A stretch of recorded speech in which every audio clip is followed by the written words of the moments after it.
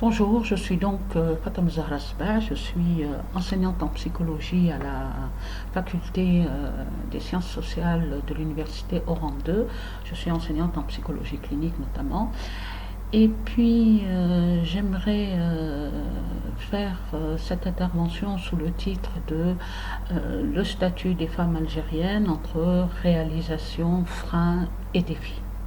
Alors c'est trois moments importants, très importants.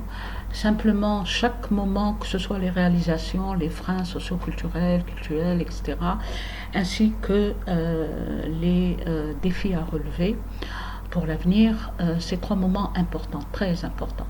Simplement, pour ces trois moments, il s'agit de faire une série d'analyses, de recherches, de recueil de données pour pouvoir faire des recommandations. Quand on aborde la question des femmes et la question du statut des femmes dans une société donnée, le risque, c'est de s'éparpiller.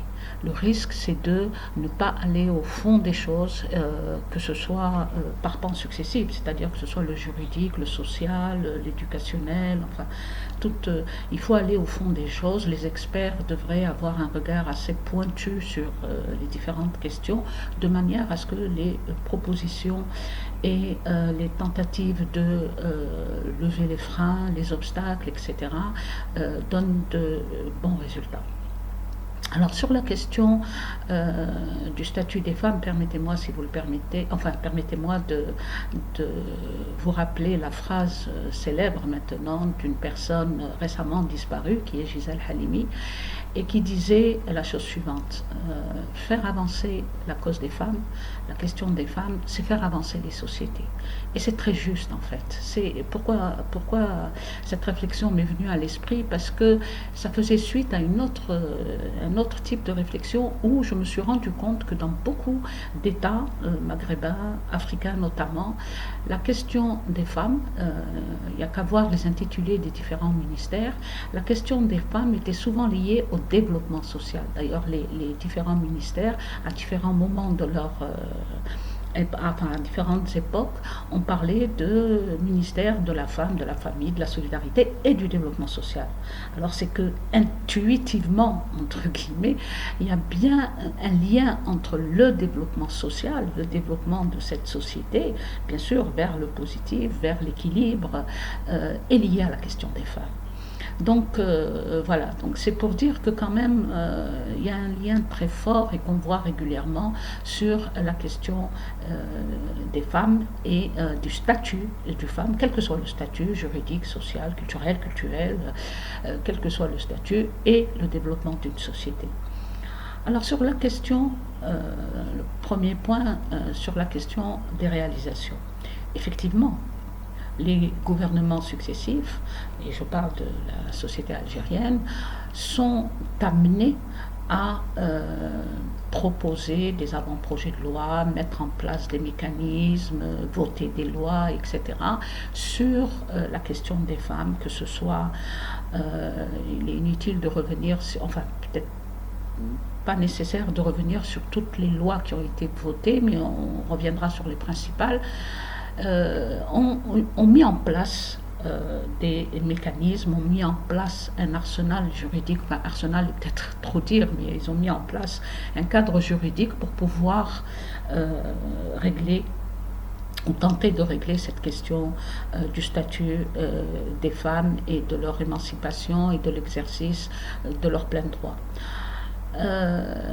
Dans ce cadre juridique, à différents moments, il y a eu quand même une première avancée avec la loi sur la nationalité, c'est-à-dire que la femme algérienne peut donner à ses enfants, à son époux, la nationalité algérienne. Donc, c'est quand même un pas où on lui reconnaît son exercice plein et entier de la citoyenneté algérienne sur ce plan-là.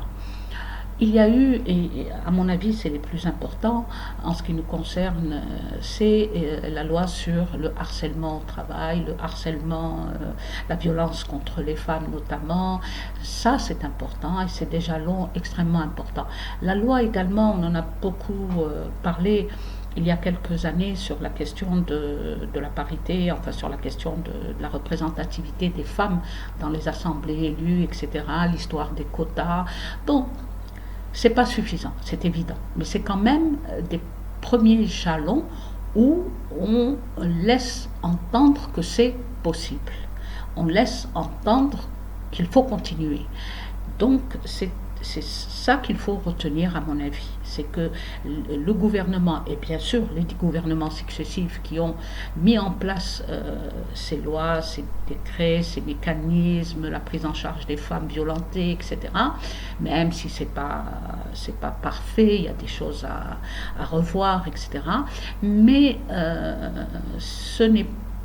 il faut être conscient que c'est sous la pression de ONG nationales, peut-être même internationales, mais surtout nationales, qui ont fait un travail formidable, où ils ont fait des recueils de données, ils ont montré la nécessité de légiférer concernant la violence contre les femmes, de légiférer sur la question de la violence dans la sphère privée, la violence conjugale, etc. C'est sous la pression des associations féminines, non, mais des associations qui ont... elles se disent féminines, mais on reviendra sur ce terme qui est assez péjoratif, moi à mon avis, qui est assez réducteur. Et donc les gouvernements successifs ont fait cet effort-là, et aussi sous la pression de la scène internationale qui quand même a un droit de regard. Parce qu'il ne faut pas oublier que l'Algérie a quand même ratifié et adhéré à un certain nombre de textes, et c'est important quand même de les relever, parce que c'est sur ces textes internationaux cet ancrage juridique justement, qu'on peut interpeller nos gouvernants. L'Algérie a quand même adhéré à la Déclaration universelle des droits de l'homme en 63, en 96 à la Convention internationale de l'élimination de toutes les formes de discrimination à l'égard des femmes.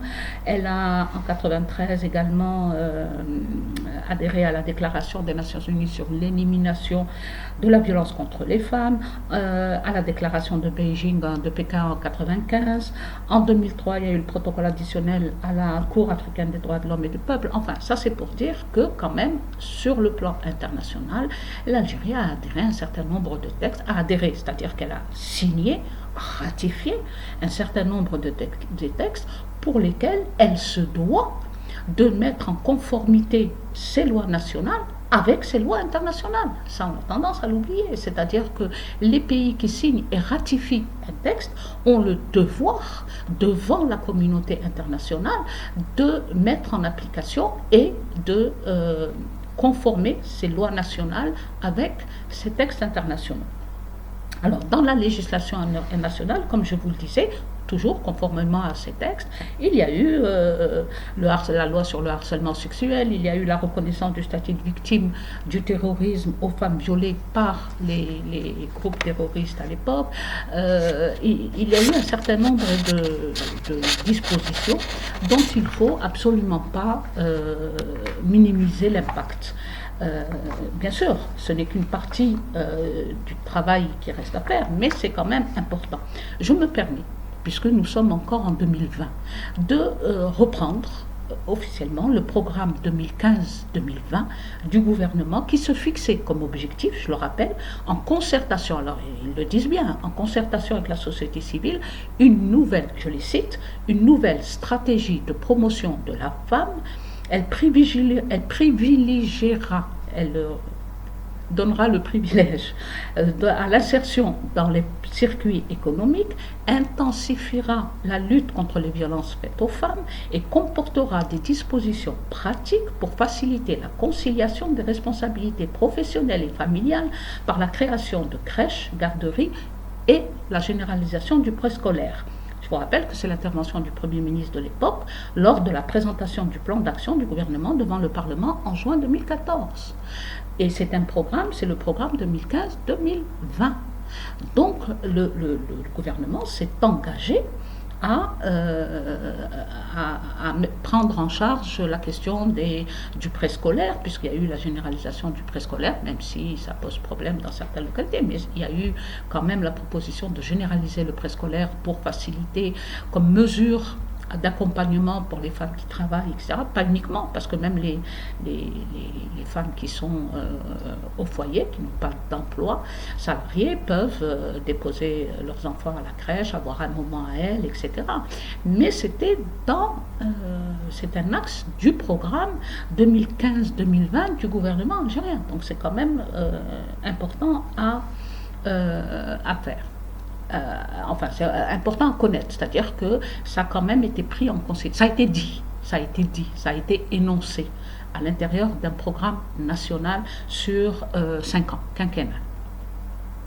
Alors, oui, vous me direz, bien sûr, il y a des lois, il y a des dispositions qui sont prises, il y a un certain nombre de choses qui sont réalisées. Par exemple, nous savons qu'il y a eu une première enquête nationale sur la question de la violence à l'égard des femmes en 2002-2003 par l'INSP, l'Institut national de santé publique. Les principaux résultats, très brièvement, sur 9000 femmes qui se sont présentées aux services sociaux de police, uniquement les femmes qui se sont présentées, pas celles qui ont été approchées par des médecins, des psychologues, etc. Celles qui ont fait la démarche de se présenter aux services sociaux, mais c'est surtout sanitaire, ou à la police pour avoir subi des violences. Alors 40% d'entre elles avaient enduré la violence de leur mari, de leur époux, de leur conjoint, 16,2% dans l'entourage, leurs voisins, etc., 8,6% d'inconnus et 7,9% de connaissances, c'est-à-dire soit des copains de lycée, soit des petits copains, soit voilà. Donc en gros, on voit bien que les 40% de ces femmes violentées l'ont été par une personne extrêmement proche qui est leur conjoint. La plupart du temps, l'enquête le dit aussi, dans le domicile conjugal. Donc c'est pas uniquement dans la rue, uniquement le fait d'inconnus, etc. C'est dans le domicile conjugal, c'est quand même 40%. En 2007-2008, une autre enquête, c'est l'enquête nationale de prévalence de la violence à l'égard des femmes, à laquelle j'ai participé. Alors c'était la première à l'époque, en Afrique du Nord et au Moyen-Orient. Pour rappel, je me permets de vous dire que le Maroc, nos voisins Maroc et Tunisie l'ont réalisé après les résultats de l'enquête algérienne. La Jordanie au Moyen-Orient a commencé, et comme il y a eu trop de crimes d'honneur, etc., donc pour des raisons qui leur sont propres, ils ont décidé d'arrêter l'enquête, mais c'était la première qui a été réalisée et qui est arrivée aux résultats que nous avions d'ailleurs présentés à l'époque sur les 2043 femmes âgées entre 19 et 64 ans. Nous avions couvert 11 wilayas, 28 communes, etc. Enfin, ça, c'est les détails de l'enquête. Alors, 54, on retrouve la proportion des femmes mariées, 54% des femmes interrogées sont mariées, un tiers sont célibataires. Elle a fait ressortir qu'une femme sur 10 a subi des violences physiques et 2 femmes sur 10 subissent des violences verbales. Alors, ainsi, 16% des femmes interrogées ont déclaré des violences physiques dans le couple. Voilà. Déjà, le taux de violence dans les espaces publics en Algérie est de 6%, à l'époque était de 6%. Et dans l'espace privé, il était plus important. Donc on voit bien que, et même 10% des femmes violentées dans l'espace privé, 10,9%, presque 11%, parlent déjà de rapports sexuels forcés, pratiquement de viol conjugal. Donc déjà, c'est indiqué. Les femmes en parlent, en ont parlé en tout cas. L'enquête révèle aussi que la fratrie est le principal auteur des violences dans la famille. Un des principaux auteurs, puisque nous voyons aussi que l'époux...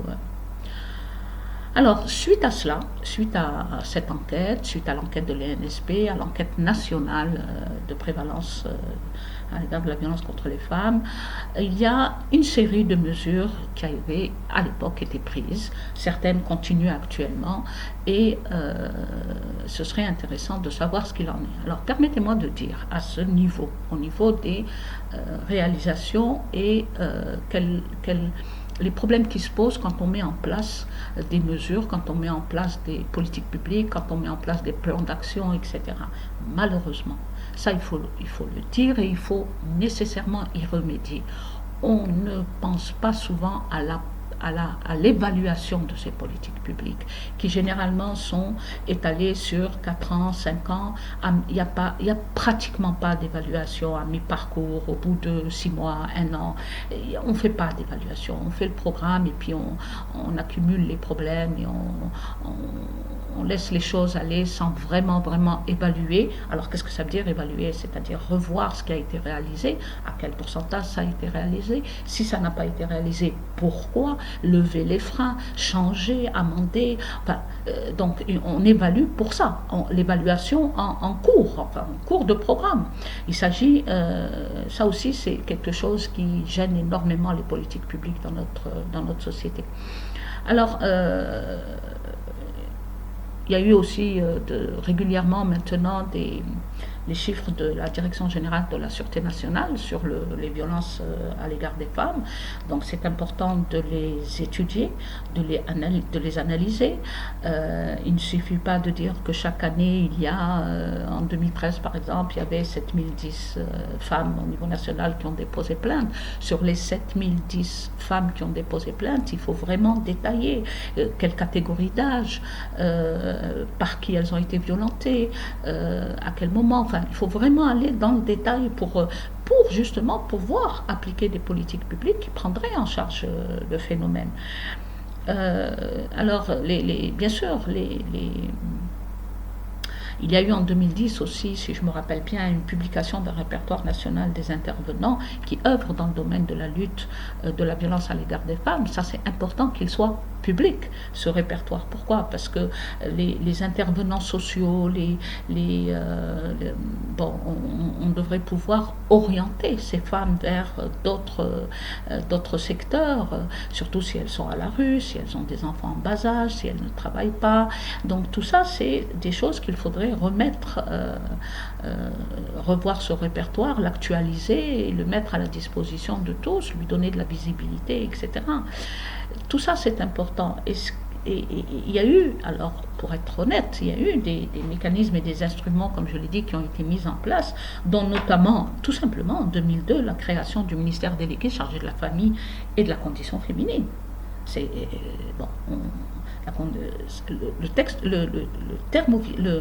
la dénomination officielle, c'est ça, hein, c'est-à-dire que ministère délégué chargé de la famille, d'abord, c'est la famille d'abord, et ensuite la condition féminine. Mais malèche, il y a la condition féminine, donc c'est un ministère qui était chargé de la condition des femmes. En 2006, il y a eu la création du Conseil national de la famille et de la femme, toujours, on commence par la famille, de la famille et ensuite accessoirement de la femme. Bon, je provoque un peu, mais on commence par la famille, ensuite c'est la femme. Donc j'ai eu moi-même l'occasion pendant 2 et 3 ans, c'est-à-dire j'ai été vice-présidente de ce conseil, présidente de ce conseil national. On a fait ce qu'on a pu, avec les moyens qu'on a pu, avec les restrictions Bon, je ne peux pas dire qu'on nous imposait. Il faut être honnête. J'ai travaillé, on a fait notre programme. Notre programme a généralement été toujours accepté. On a essayé de faire le lien entre le ministère à l'époque de la solidarité, de la famille, de la condition de la femme et les différentes composantes de la société civile, de faire une espèce de passerelle entre les deux pour pouvoir mettre en place et appliquer les politiques publiques toujours dans le sens du développement du statut des femmes et voir quels sont les freins justement pour pouvoir y remédier. C'était une expérience qui était importante, à mon avis elle est importante. Simplement, comme elle est placée, le conseil est placé sous la tutelle d'un ministère qui est celui de la famille, de la solidarité, etc., il n'a pas très souvent les coups des franches, il faut le dire. C'est-à-dire qu'il y a une espèce de rivalité entre, si on ne fait pas attention, bien entendu, entre ce conseil et ce ministère. À mon avis, il devrait être autonome, totalement autonome, non pas ou alors sous l'égide du Premier ministère, de manière à pouvoir travailler sans se tirer dans les pattes les uns les autres. Je veux dire que c'est assez important parce que dès qu'on est placé sous tutelle d'un ministère, on est gêné aux entournures. En 2008, il y a eu l'élaboration d'une stratégie nationale de lutte contre les violences à l'égard des femmes, à laquelle nous avons participé également en tant que chercheurs.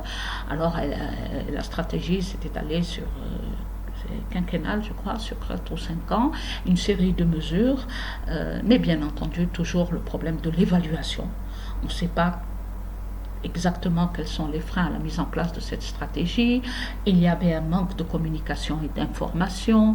On disait que dans la presse, etc., une stratégie est mise en place, mais exactement ce qu'il en retournait dans le détail, la population n'était pas très au fait, à part les chercheurs, les gens qui sont directement concernés. Je suis sûre que beaucoup d'associations s'occupant des droits des femmes je les ai contactés à l'époque, n'étaient pas très au courant de cette stratégie. Là aussi, il faut dire ce qu'il en est. C'est-à-dire que souvent, on accueille ce genre je parle de la société civile, ce genre de stratégie élaborée à un niveau gouvernemental, un peu avec suspicion, parce que justement, on pense qu'on n'y a pas été associé, qu'on n'a pas dit son mot, etc. Mais je peux vous assurer que cette stratégie, notamment à laquelle, cette élaboration et cette stratégie de 2008, j'y ai participé, ils ont fait appel aux chercheurs, ils ont pris en compte les données justement de l'enquête sur la violence à l'égard des femmes, de l'enquête de l'INSP, etc. Mais cette stratégie, elle a été. Il y a certains objectifs qui ont été atteints. Qui ont été atteints. Je veux dire qu'on a parlé de création de foyers pour les femmes battues. Il y en a certains qui ont été mis sur pied, même si dans leur fonctionnement ils posent quand même problème, mais ils ont été quand même mis sur pied. Il y a eu la création en 2010 aussi du Centre national d'études, d'information et de documentation sur la famille. D'abord, la femme et l'enfance. Donc c'est très important le découpage. D'abord la famille, ensuite la femme, ensuite l'enfance. Encore heureux qu'on n'ait pas placé l'enfance avant la femme. Mais il y a eu quand même la création nationale de ce centre d'études, mais la création du Centre national d'études, et de documentation, mais qui est au courant de la création de ce centre? Qui y travaille? Qui fait quoi? Quelles sont les études menées dans ce centre? On n'en sait rien. Donc ça vraiment, ça pose problème, parce que c'est de l'argent qui part pour rien, c'est des instances qui existent mais qui sont vides. Ça c'est un problème, ça c'est un véritable problème. Il y a eu aussi en 2013 l'installation de la commission de suivi de la stratégie de lutte contre la violence à l'égard des femmes. En 2013, ils se sont sûrement rendus compte qu'il fallait suivre le programme et voir ce qu'il en est. Mais là encore, on parle d'installation de la commission. Mais quel est le travail de cette commission? Quelles sont ses analyses? Quelles sont ses recommandations? À quoi elle est arrivée? On ne sait pas. Et ça, et c'est pas faute d'avoir cherché, je vous assure. C'est difficile d'arriver à... Il y a eu aussi, ça c'était un moment important, il y a eu la création du fonds de pension alimentaire pour les femmes divorcées. À l'époque, c'était 1 milliard de dinars qui avait été alloué. Ça aussi, c'était quelque chose de très positif. C'est-à-dire que les femmes divorcées, dont l'ex-mari ne payait pas la pension alimentaire, l'État lui versait cette pension alimentaire, quitte par la suite à poursuivre le mari pour récupérer son argent, enfin pour que l'État récupère son argent. Mais dans les faits, c'était un autre problème. Et là, on va arriver au frein, justement, de ces... Dans les faits, dans la réalité, c'est autre chose. C'est-à-dire que la femme, on lui disait non, attends, on ne sait pas. Le fond, les gens n'étaient pas au courant, enfin les personnes concernées n'étaient pas au courant. On ne sait pas très bien comment ça fonctionnait. Il n'y avait pas assez d'informations, y compris les juges, puisque c'est eux qui décidaient, n'étaient pas très informés. Est-ce que ce fonds était disponible au niveau de chaque wilaya, au niveau du ministère? On ne sait pas, au niveau des tribunaux. On ne sait pas très bien comment ça fonctionnait. Et jusqu'à présent, on ne sait pas. Les femmes, jusqu'à présent, la majorité des femmes divorcées, je crois que je peux dire la majorité des femmes divorcées, peinent à obtenir l'allocation pour les enfants de leur mari et même de l'État, puisque l'État s'est engagé à subvenir à leurs besoins, aux besoins des enfants divorcés, en attendant que le mari paye son dû. Donc jusqu'à présent, on vit, malgré la création de ce fonds de pension alimentaire, on vit encore avec ce problème. Alors à quoi ça sert cette création de fonds et où sont ces fonds? Il y a eu aussi toute une panoplie de structures et de dispositifs d'écoute mises en place par les directions de l'action sociale et de la solidarité, les cellules de proximité, le SAMU social. Il y a eu les 2 centres d'accueil dédiés aux femmes vulnérables, dont les femmes victimes de violences, je crois à Tipaza et à Mostaganem notamment. Mais là aussi, et là on va parler des freins, là aussi ça pose problème. C'est bien de créer des centres où les femmes puissent s'abriter en étant à la rue ou dans un domicile familial, conjugal, violent, etc. Oui, bien sûr. Mais après, qui les prend en charge? Est-ce que le personnel est formé pour ça? Comment sont traités les enfants quand elle arrive avec ses enfants? Est-ce qu'ils continuent à être scolarisés? Est-ce qu'elle est prise en charge sur le plan psychologique par un personnel formé? Attention, par un personnel formé qui lui proposerait un autre, enfin, verrait avec elle un projet de vie, qui ferait avec elle les démarches nécessaires pour le divorce, pour l'obtention d'un logement, etc. Il ne suffit pas de sortir les femmes de leur logement, de leur famille, de leur foyer conjugal et de les mettre dans un autre espace géographique sans rien faire, en disant on l'a soustrait à la violence, mais elle sera soumise à un autre type de violence économique, sociale, puisqu'elle aura quitté son foyer, son mari, sa famille, etc., pour cause de violence. Donc c'est bien de mettre en place tout ça, mais est-ce que c'est vraiment suffisant? Ensuite, les cellules d'écoute, oui, bien sûr. Les numéros gratuits, oui, bien sûr, mais ça ne suffit pas. Les cellules d'écoute doivent être dynamisées, doivent être mises en place et entretenues, non, mais celles qui font de l'écoute, les psychologues qui font de l'écoute doivent être formés. C'est pas évident, c'est pas venir écouter les gens et lui dire الصبري ولا احنا خرجناك من الدار maintenant tu te débrouilles. L'écoute c'est pas ça.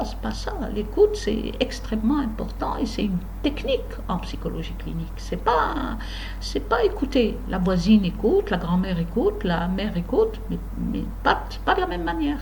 Pas de la même manière. L'écoute en psychologie clinique, dans la dynamique de groupe, dans l'écoute en thérapie, etc., c'est pas du tout la même chose. On écoute la personne pour pouvoir redémarrer avec elle. Les propositions doivent venir d'elle en considérant tout ce qui l'entoure, etc. Donc c'est vraiment une formation qu'il faut assurer aux psychologues, une formation sur l'écoute et la prise en charge thérapeutique de ces femmes qui arrivent complètement cassées, complètement angoissées, etc. Alors, la société civile, bien sûr, bon, il y a aussi la question des syndicats. Il faut quand même souligner qu'il y a une cellule d'écoute qui a disparu maintenant des femmes travailleuses au sein de l'UGTA à l'époque. Ça aussi, c'est important. Les femmes travailleuses ont leurs particularités, leurs problèmes au sein des entreprises. C'est bien, l'idée était excellente, mais n'a malheureusement pas fait long feu, et ça, c'est dommage. C'est dommage. Et pourtant, il y a des femmes. Il y avait des femmes dans les syndicats à l'UGTA, il y avait des femmes. Mais ça, il faut le dire, grâce à 2 ou 3 femmes au sein de l'UGTA qui, à l'époque, avaient à cœur, et je crois qu'elles l'ont toujours à cœur, la question des femmes dans les entreprises, du statut des femmes dans les entreprises. Elles avaient mis en place cette cellule d'écoute pour les femmes travailleuses qui n'a pas vraiment duré malheureusement. Alors la société civile, bien sûr qu'elle s'est mobilisée autour de la violence faite aux femmes à travers un plaidoyer qui déjà depuis les années 90 euh, avait commencé à mettre en place des cellules d'écoute, de conseil, d'accueil. Moi-même, j'étais psychologue dans une association où on recevait les femmes violentées, enfin toutes les femmes en fait, hein, mais aussi celles des victimes de violences, où il y avait une assistance juridique. Bon, les femmes venaient, beaucoup, beaucoup. On s'était installé dans des quartiers dits populaires. Les femmes venaient, elles venaient pour leurs propres problèmes, pour le problème des enfants et même pour le problème de leur mari. C'est-à-dire qu'elles venaient exposer les problèmes de la famille et on avait du mal enfin moi en tout cas personnellement, à lui dire oui mais toi aussi tu es importante et voilà, donc on essayait d'avancer avec elle comme ça et on faisait des dynamiques de groupe et ça marchait très très bien. C'était pas des femmes, la plupart, hein, la plupart, c'était pas des femmes instruites, universitaires, c'était des femmes au foyer qui venaient régulièrement dans une maison de jeunes. On avait réinvesti une maison de jeunes, voilà, on avait été aidé par le directeur à l'époque qui a ouvert ses portes à ses femmes, à ses enfants et on avait des groupes de travail comme ça extrêmement intéressants. Et bon, là, les femmes algériennes ont quand même participé quand même assez activement aux initiatives internationales autour de la prévention, de la lutte contre les violences, pour effectivement arriver à une prise en charge effective des femmes violentées. La société civile aussi a produit beaucoup de données. Beaucoup de données. Il y a des centres d'études et de recherche, je pense notamment au CIDEF, je pense notamment à des associations comme FARD, comme beaucoup d'associations comme SOS Femmes en détresse, enfin je ne peux pas les citer toutes, mais c'est quand même important d'avoir des données, de reproduire et de donner de la visibilité à ces femmes violentées, à ces femmes qui sont, disons mal dans leur statut de femme, qui pourraient justement évoluer autrement. Donc ces femmes qui n'ont pas accès aux médias, qui n'ont pas accès à la recherche entre guillemets, c'est-à-dire elles ne peuvent pas faire des recherches sur leurs conditions, donc elles sont aidées par les femmes chercheurs, par les femmes et les hommes, il faut être honnête, il n'y a pas que les femmes qui s'intéressent à la question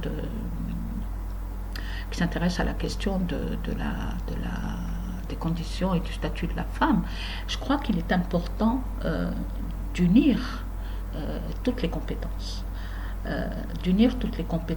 Et de dresser une espèce de liste des priorités. Ou alors, si ce n'est pas une liste des priorités, c'est qu'il est nécessaire et urgent de travailler par secteur, c'est-à-dire par thème. Il y a bien sûr la violence à l'égard des femmes, mais la violence à l'égard des femmes, énoncée de cette manière, qu'est-ce que ça veut dire? D'abord, bien sûr, quel type de violence?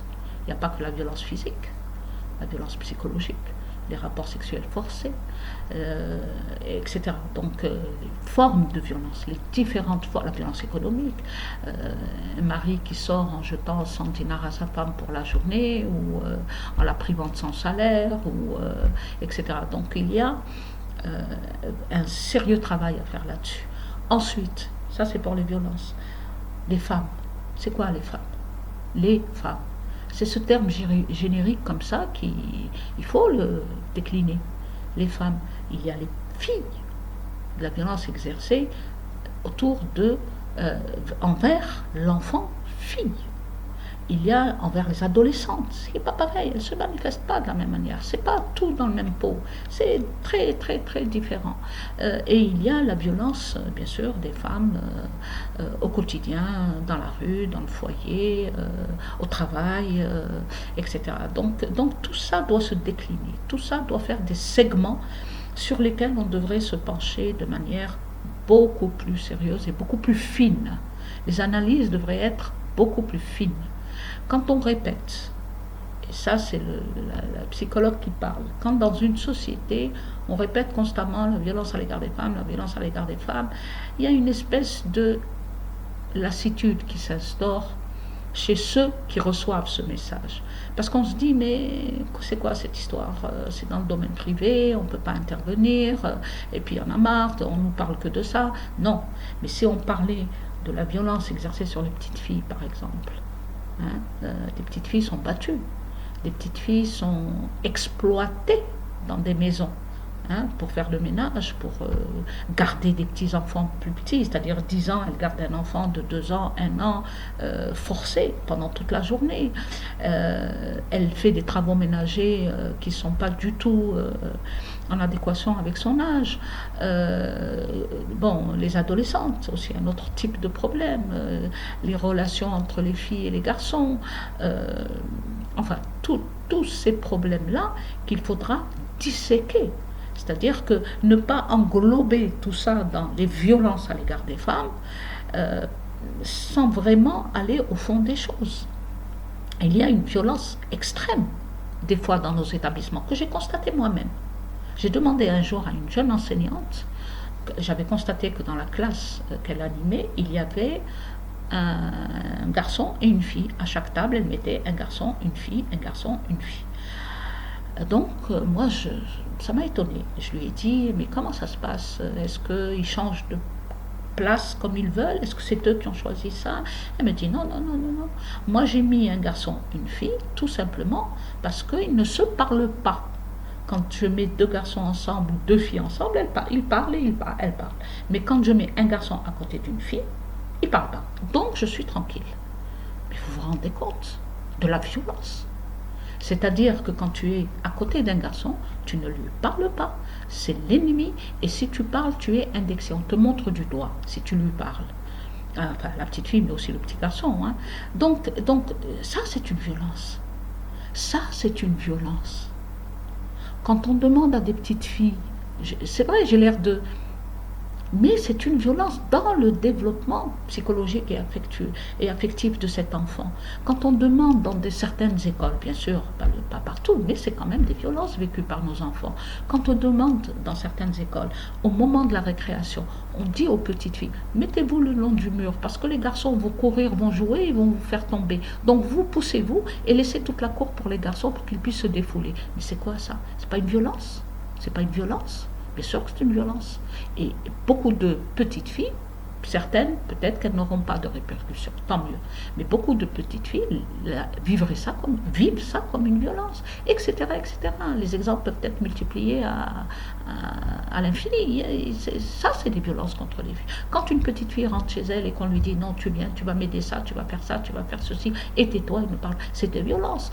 Donc, ne restons pas dans le côté... générique comme ça, violence contre les femmes qui se font battre, c'est dramatique, bien sûr, je ne minimise pas, qui se font battre par leur époux, qui se font, bien sûr, mais il faut aller au fond, il faut bien mettre à plat tout ce que peut vivre une femme, mais aussi un citoyen en tant que fait violent. Bon, là on est dans le domaine des femmes, mais aussi les citoyens en tant que fait violent. Ça, c'est extrêmement important de pouvoir analyser tout ça et ne pas se contenter de... parce que sinon, c'est très facile. On va nous dire, oui, vous vous intéressez à ça parce que ailleurs, on s'intéresse à ça, donc vous faites la même chose. Pas question. Non, non, pas du tout, pas du tout. Pas du tout. Je crois que très tôt, en Algérie, nos grands-mères se sont élevées contre... Certaines de nos grands-mères se sont élevées contre les violences à l'égard des femmes. Certaines de nos grands-mères. Donc chacune a dans sa famille des histoires comme ça où on voit la grand-mère s'élever contre certaines formes de violence. On voit des grands-mères qui n'étaient pas d'accord avec leur fils parce qu'il arrêtait sa fille, la privait de scolarité ou voulait la forcer à se marier, etc. Donc c'est quand même, ça aussi c'est une violence. Donc, et aussi il y a une forme de violence, c'est dans la rédaction des articles. Il faut faire extrêmement attention à ça. Je reviens un peu au juridique où, par exemple, vous savez, j'ai été, au niveau de l'Union africaine, experte concernant les droits de l'enfant. On était 11 experts de différents pays africains, donc moi j'étais membre de ce comité, et on avait la campagne contre le mariage des enfants en Afrique. Et pendant 2 ans, suite à ça, j'ai été rapporteur spécial sur la question du mariage des enfants en Afrique. Vous savez que en Afrique, tous les pays africains, tous, peut-être un ou deux, mais tous les pays africains ont une loi qui empêche, qui interdit, pas empêche, qui interdit le mariage des enfants. Tous les articles sont rédigés de la manière suivante. Le mariage des enfants, alors un enfant c'est quoi? C'est toute personne de moins de 18 ans. On a signé la Convention des droits de l'enfant de Genève, la Convention internationale des droits de l'enfant, et on a signé la Charte africaine, signé et ratifié la Charte africaine des droits de l'enfant au niveau de l'Union africaine. Donc, on est tenu de respecter la définition de l'enfant. L'enfant, c'est toute personne de moins de 18 ans. Alors, les lois, comment c'est rédigé? C'est le mariage des enfants de moins de 18 ans est interdit, virgule, sauf si. Non, sauf si. Chez nous, en Algérie, c'est comme ça. Et c'est interdit, mais sur décision des juges, et si la situation le demande, etc., un enfant, c'est-à-dire moins de 18 ans, peut être marié s'il y a autorisation du juge. En tant que chercheur, j'ai essayé d'aller, de me rapprocher du ministère de la Justice pour savoir quelles sont les statistiques. Combien de juges à travers le territoire national ont autorisé le mariage d'un enfant, fille ou garçon, de moins de 18 ans, c'est-à-dire 16, 17, voilà. Impossible d'avoir le chiffre, impossible. Qui me dit que ce chiffre n'est pas en augmentation depuis l'application de la loi? Parce qu'en Algérie, moins de 19 ans, mariage est interdit. Pour toute personne de moins de 19 ans. Toute personne, hein, fille ou garçon. Ça, c'est extrêmement égalitaire, c'est très bien. Toute personne de moins de 19 ans, interdit de se marier. Sauf si le juge, etc., etc. Alors, écoutez bien, sauf le Tchad a dit, mariage de moins de 18 ans, interdit, point. Voilà. Tous les autres, c'est oui, mais sur décision de justice, etc., sauf si la citation, etc., etc. Dans notre société, peut-être pas, enfin, aussi dans les grandes villes, mais moins apparent, dans les petits villages, dans les petites villes de l'intérieur, qu'est-ce qui empêche un père d'aller voir un juge et de lui dire, ma fille a 15 ans et demi, 16 ans, je préfère la marier à son cousin parce qu'elle a un comportement qui n'est pas très, etc., etc. Le juge va lui dire, oui, oui, bien sûr, tu agis comme ça pour le bien de ta fille, bien sûr qu'on va la marier. Et c'est pour ça que le chiffre du ministère de la Justice, il faut que la justice nous dise si le mariage des enfants actuellement est en progression, est stable, est en régression. Il faut qu'on sache, pour voir si vraiment, bon, je vous rassure tout de suite, l'Algérie est quand même, le taux du mariage des enfants est très très bas, autour de 1%, enfin c'est pas très significatif par rapport au Niger par exemple qui est de 76%, au Mali qui était autour de 80%, donc oui effectivement en Algérie c'est pas, ne serait-ce que nos voisins surtout de l'Ouest, le taux est beaucoup plus élevé que chez nous, mais ce chiffre, ces statistiques du ministère de la Justice, combien de mariages d'enfants ont été autorisés chaque année, ça c'est important à voir en tant que chercheur. C'est pour ça les rédactions de textes, il faut évaluer, revoir, faire des recommandations, etc.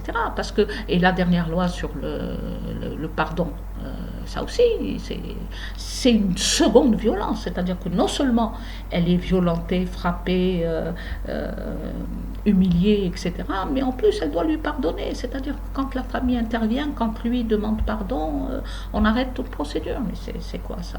On mélange deux choses, on est dans le social et l'affect, le pardon, et l'autre c'est le juridique, c'est tu as commis un acte répréhensible qui est puni par la loi, tu payes, il n'y a pas de pardon. C'est comme si on volait un magasin et puis le type dit non, ou qu'on agressait quelqu'un comme ça dans la rue et puis on dit non, l'État poursuit. L'État, même si la personne dit moi je porte pas plainte, l'État poursuit parce qu'il y a violation de la loi. Enfin, les juristes le diraient mieux que moi à ce propos. Donc voilà, c'est-à-dire que ça aussi c'est des violences à lesquelles on ne... Enfin c'est il y a une série de... Au lieu d'avoir des mesures comme ça plus généralisées, il y a des mesures plus fines à mettre en place, à prendre. La question aussi, j'y reviens parce que je l'ai oublié tout à l'heure avec les centres d'études et d'accueil et les numéros de téléphone gratuits. Parfait, numéro de téléphone gratuit, mais c'est quoi la suite? C'est quoi la suite?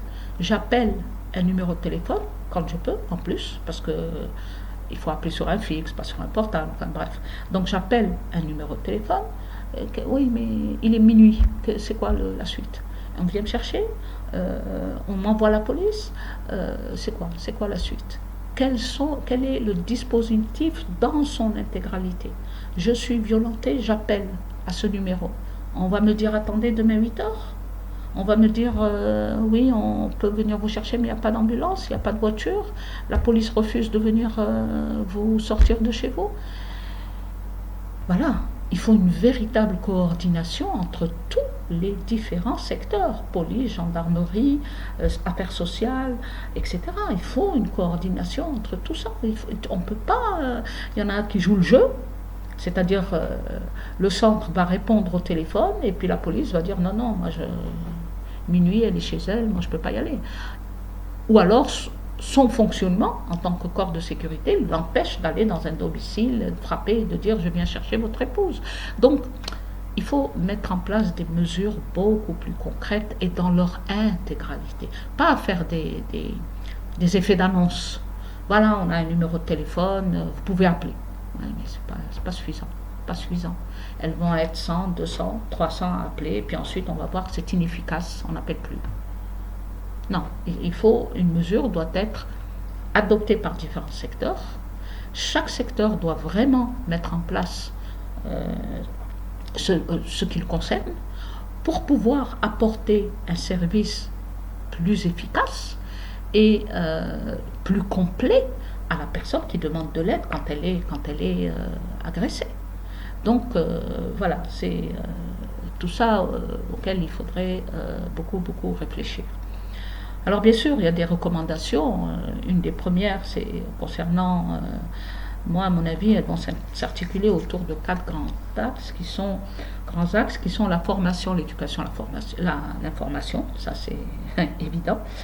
Ensuite, comment la prise en charge, comment elle doit se faire, la prise en charge des femmes violentées. Améliorer la législation, ça c'est indubitable. Et un aspect qu'on ne relève pas souvent, c'est améliorer la recherche académique. Il faut passer par là. On peut pas dire, on peut pas mettre en place une politique publique si on n'a pas des données sérieuses sur lesquelles on s'appuie pour faire cette... Alors dans la formation, l'éducation, l'information, on ne peut plus faire l'économie de l'éducation sexuelle. On ne peut plus faire l'économie de ne pas le faire et de se dire, bon, ils sauront intuitivement, ils apprendront intuitivement. Ça, c'est plus possible.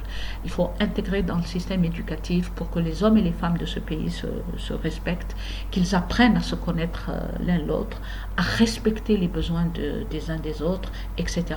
Je vais mettre les pieds dans le plat, mais il le faut. Développer l'éducation sexuelle, ce n'est pas... apprendre aux jeunes à faire l'amour, qu'on s'entende bien. C'est tout simplement comment fonctionnent les femmes, comment fonctionnent les hommes, qu'est-ce qui les différencie, qu'est-ce qui les rassemble, c'est quoi une tempête hormonale à l'adolescence, pourquoi je me regarde souvent quand je suis adolescent et le physique est plus important que tout. Enfin, c'est ce questionnement qu'il faudra un jour inclure dans le système éducatif de nos enfants.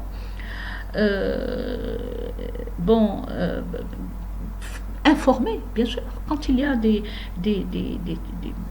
dispositifs, quand il y a des... Ça suffit pas la presse, ça suffit pas le journal télévisé. Il faut informer, passer dans les quartiers, discuter avec les gens. Vraiment, il faut que les gens soient au courant du moindre détail pour pouvoir... Et chacun à son niveau. Les universitaires, on leur donne un type d'information, les femmes au foyer un autre type d'information, par le biais des associations, par le biais des maisons de jeunes, par le biais, etc.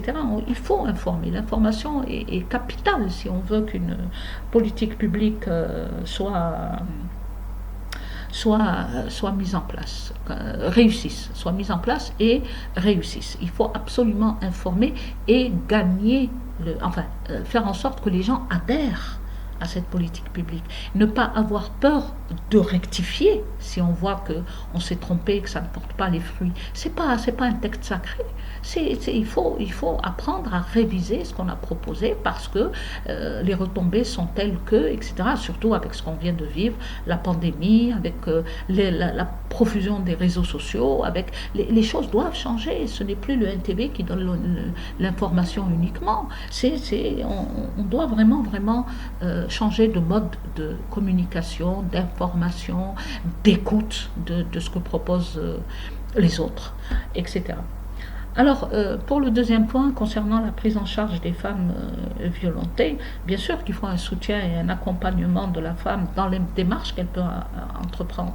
Il n'est pas question de lui dire ce qu'elle a à faire, mais de l'accompagner dans les décisions qu'elle prend. C'est elle qui prend les décisions. Personne ne les prend à sa place. Et c'est ça la formation qu'on devrait donner à nos psychologues, nos sociologues, au niveau des associations, etc. C'est pas de lui dire il est en train de te battre, tu dois divorcer. C'est pas la prise de décision de l'intervenant, mais c'est la femme violentée qui doit prendre cette décision en fonction de cette situation, en prenant cette décision à quoi à quoi elle va s'attendre, etc. Et tout expliquer. On est là pour lui expliquer la loi, pour les problèmes à la réalisation de ce qu'elle veut, les problèmes qui peuvent se poser à la réalisation de ce qu'elle veut entreprendre.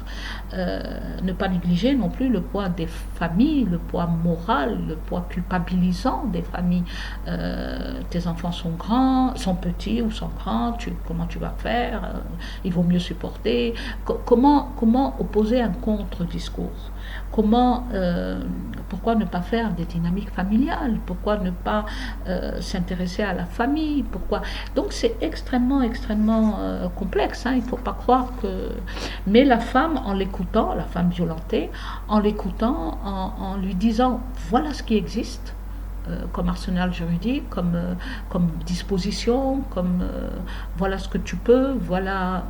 On peut lui apporter une aide et un soutien, disons, une assistance efficace. Par l'intégration socio-professionnelle, c'est essentiel pour aider cette femme à se reconstruire à nouveau. Comment élaborer un projet de vie? Vous avez vu avec la pandémie? Moi, je vois sur les réseaux sociaux des tas de jeunes filles, parce qu'elles sont jeunes filles, hein, c'est surtout des filles, parce qu'elles sont restées chez elles à la maison et parce qu'elles ont un plaisir quelconque à faire des robes, à faire de la couture, à faire des petits bracelets, à faire des petits colliers. Elles se sont mis un véritable entrepreneuriat. Parce qu'elles étaient à la maison, pratiquement H24 avec le confinement, et maintenant elles se sont lancées, il n'y a qu'à voir les réseaux sociaux. Elles vendent leurs produits, et elles le vendent même très bien, et c'est à encourager. C'est à encourager. Pas au détriment de leur scolarité, mais c'est à encourager. Donc tout ça, c'est nécessaire, c'est nécessaire.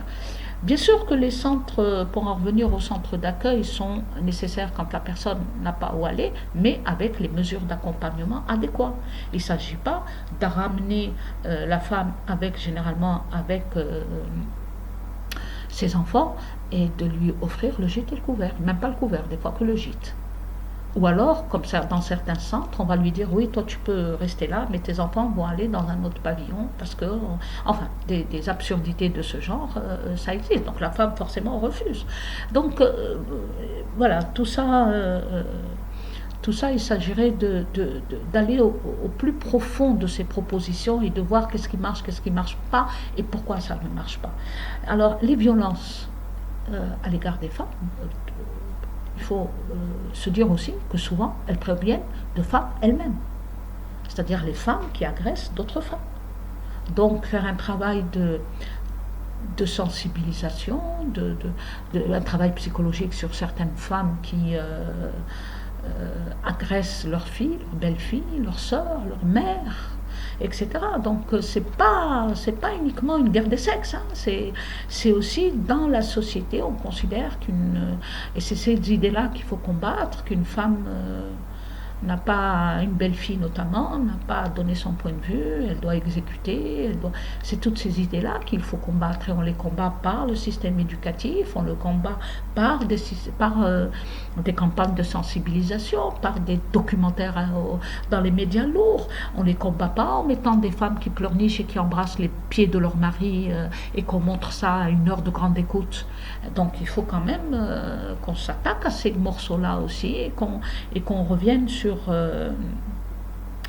un certain nombre de prérequis comme ça et d'idées qu'on nous impose comme ça, comme quoi dans notre société c'est comme ça. Non, moi je refuse, dans notre société c'est pas comme ça. Il y a beaucoup d'exemples de nos grands-mères qui agissaient autrement. Il faudrait aussi penser dans notre société à des espaces de rencontres non formelles, c'est-à-dire dans les maisons de jeunes. Moi je comprends pas, ces maisons de jeunes sont constamment fermées. Dans les maisons de jeunes par exemple, où les femmes se rencontrent, les femmes d'un même quartier se rencontrent, discutent, échangent, peuvent faire appel à un psychologue, à un médecin, voilà, donc elles se rencontrent, elles échangent leur expérience, etc.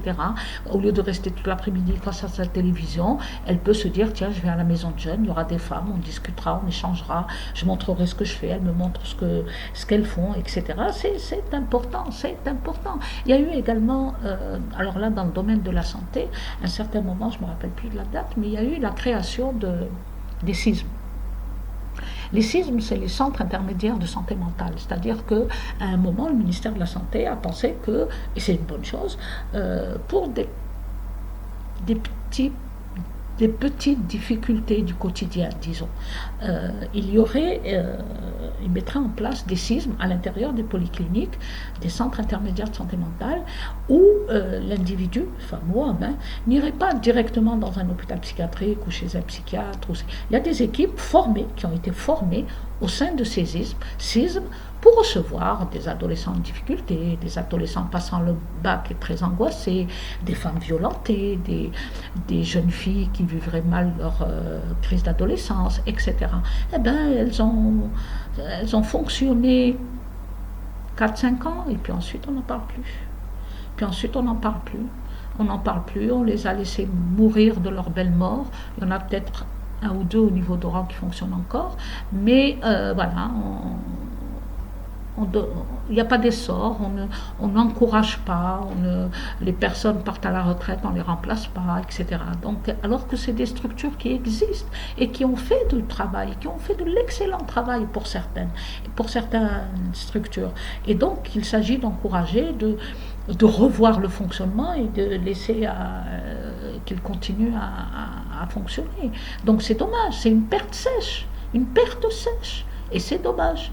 Il y a aussi le dernier aspect qui est, comme je vous l'ai dit, développer la recherche. Pourquoi développer la recherche? Parce que les enquêtes et les études permettent de mieux connaître la situation des femmes. J'avais participé à une enquête sur la situation des femmes à Charouine.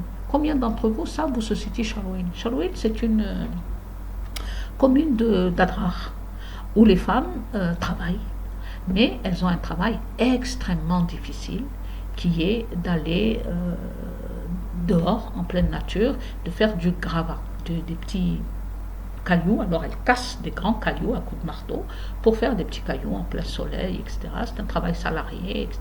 Et bon, on avait été enquêté sur ces femmes-là. Voilà. Donc les études et les recherches, d'abord, elles vont sortir du cadre uniquement des grandes villes et voir un petit peu ce qui se passe ailleurs. Elles vont permettre le recueil de données sérieuses.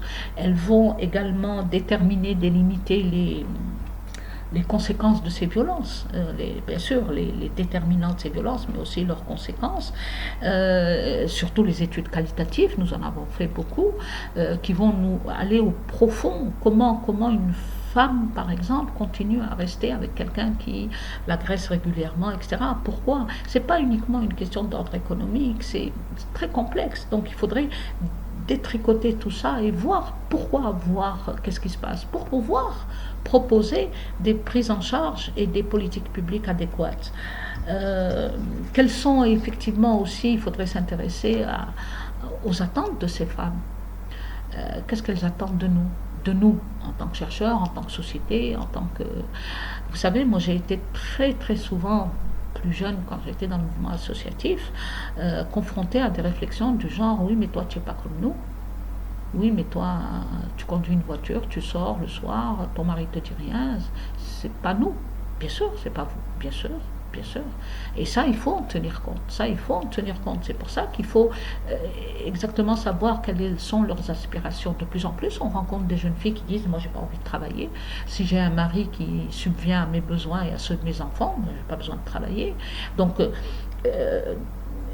désamorcer ça et lui montrer que le travail, c'est pas une question uniquement d'avoir un salaire, c'est aussi une question d'épanouissement, de réalisation de soi, c'est pas uniquement l'obtention d'un salaire.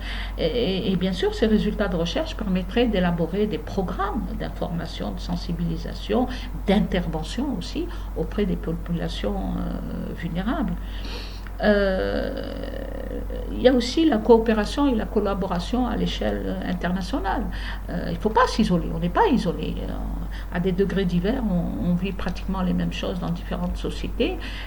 Et donc, l'échange est extrêmement important. Bien sûr, partir de localités environnantes, le Maghreb par exemple, l'Afrique. On a aussi une dimension africaine et puis l'universel.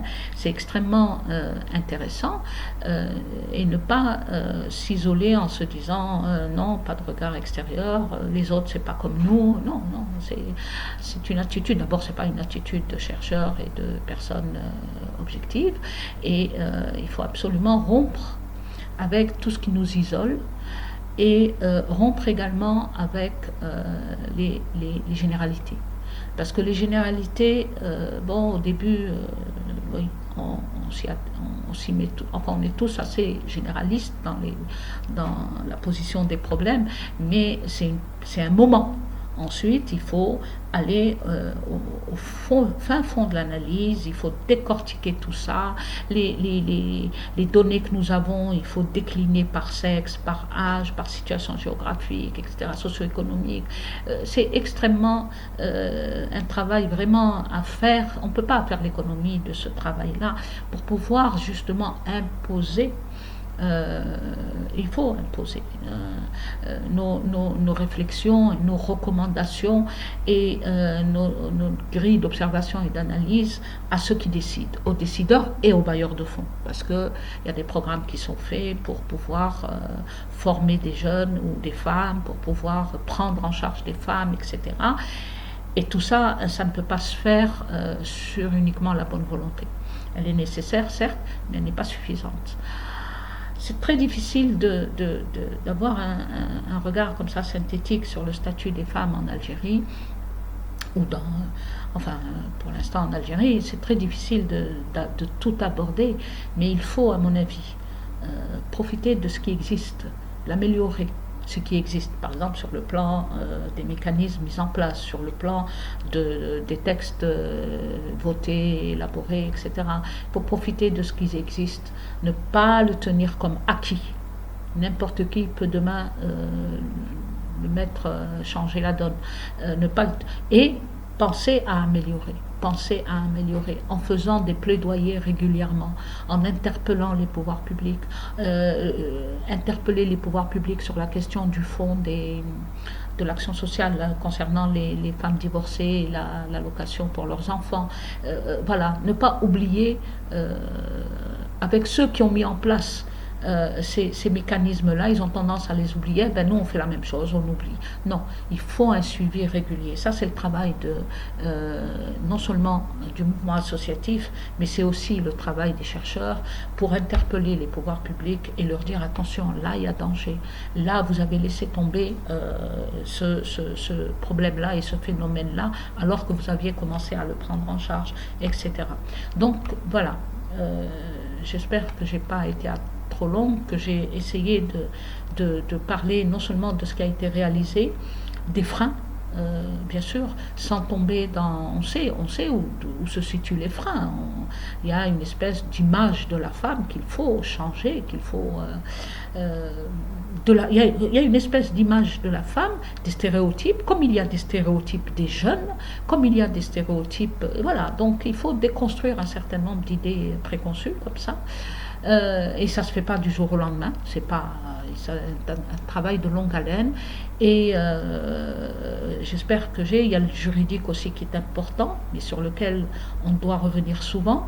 Il y a également cet aspect de la religion utilisée à des fins, une lecture soit du texte coranique, qui est faite de manière qui ne va pas dans le sens de l'épanouissement de la personne, etc.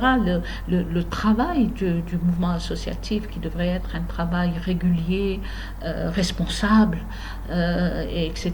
Et à qui on devrait laisser la possibilité de travailler sur le terrain, parce qu'une politique publique, si elle n'est pas portée par un port de la société civile, elle n'aboutira pas, etc. Donc c'est à tout ça que j'aimerais vous inviter pour un débat que j'espère constructif. Je vous remercie.